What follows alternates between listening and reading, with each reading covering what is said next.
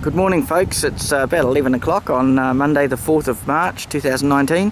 Here we are at this temporary installation at, it used to be a coffee shop, but the government stole the land off them after the earthquake, even though they wanted to rebuild. But we're on Worcester Street here on the edge of Latimer Square. That's trees in the background there, Latimer Square, just on the other side of the road there. And these were what some people call truncheons, as in giant cuttings. So they were put in winter time.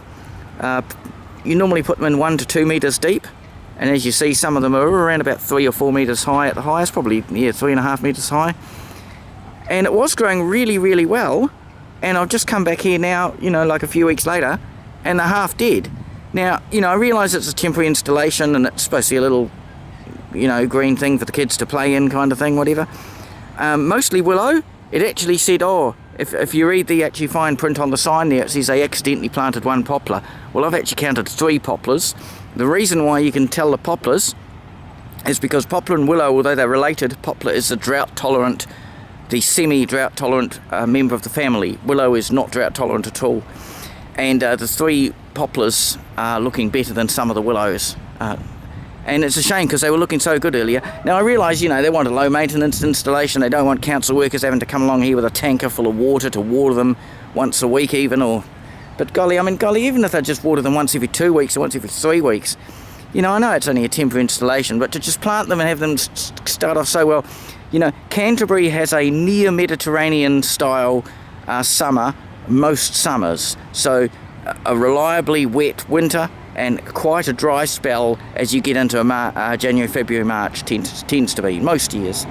And if they just watered these things 1 or 2 blimming times, it would have been a lovely lush green. You wouldn't have been able to see through that. They've I'm not sure if the word is pleached, but they've wound some between each other and that kind of thing. So it's, they put quite a bit of effort into it. It was supposedly 190 hours of volunteer labour. And to just see it go to rack and ruin for lack of being watered once every 3 weeks during the midsummer period is a little bit frustrating. But anyway, the wind's just died a little bit, so you should be able to hear my commentary. The wind was just a wee bit up before, and I didn't even dare doing a video. But it's just a shame. It looks like it could have been so good.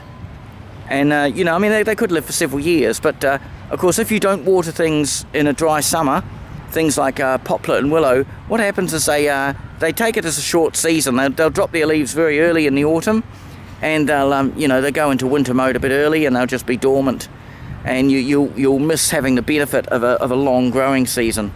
Remember that compared to their native places like England, willows and poplars do absolutely amazingly in a place like Canterbury, as long as you give them a wee bit of water during that driest part of summer, especially the first summer. Come on, guys.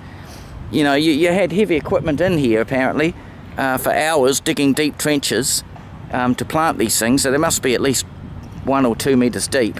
But anyway, there we go. This little installation of greenery intended to, not sure how temporary it's supposed to be. It's going to be dead by autumn at the rate it's going, but there we go. You see a little bit of green up there is doing a bit better than some, but yeah, what a shame. They were so lush and green looking earlier. Alright, this is Catherine here on the edge of Latimer Square on the corner here of Worcester Street. This is all part of the land that the government stole and demolished everything that was here. Actually, we'll just turn around while we're here. We'll just stand at the corner of this installation. As I say, that was the Bicycle Thief coffee shop on the corner. About where I'm standing here now was some kind of Pacifica Health initiative for, like Polynesian, Samoan, Tongan people and that. And over there was the AMI insurance building, been there since the year dot. Mike Pero in the background, which is not there anymore. Yeah, I'm showing you all these things that aren't here. And as we go around, actually, this really does get my goat. That corner that way over by the Manchester Street corner, that was the West End Jewellers. They actually sank a metre deep into the ground in the 2010 smaller earthquake, and they'd fully rebuilt by 2012. Well, brand new building, 2012, built to the highest earthquake standards, 2-storey building, shops and that downstairs, offices and that upstairs, And then the government said, oh, we're going to take that land whether you want us to or not, and we're going to demolish the building just because we want the land to sit empty. Well, there you go. That's where your taxpayer dollars is going, mate.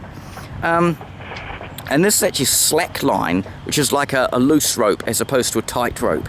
And apparently you can walk on that. It's actually tensioned up to just the right tension, supposedly. And I haven't had a go on that. But anyway, it's there for people to have a go on for free, apparently. Yeah, alright, that's all for now. Cheerio, folks. Have another look at these. Actually, we'll just try to get a little bit close up. The wind's tapered off for a minute now. You can actually see, you know, you've got some green ones still here. Just see if we can get that on the camera there. And just look at all these dead sticks. Well, I mean, they've lost their leaves. If the plant's water stressed, and they are, they lose their leaves. They drop leaves so that the plant doesn't die. They'll sacrifice a few leaves, including, if necessary, all of their leaves. And yeah, you're not sure exactly what breed of willow these are. I've actually got two different types of willow at home, just out of interest. I've got the Salix tortuosa, the twisted or tortured willow, and I've got Salix fragilis, the crack willow. Just growing in pots, obviously, where I am. And I've got one poplar in the ground that is a carryover from earlier. Alright, folks, we're off now. Cheerio.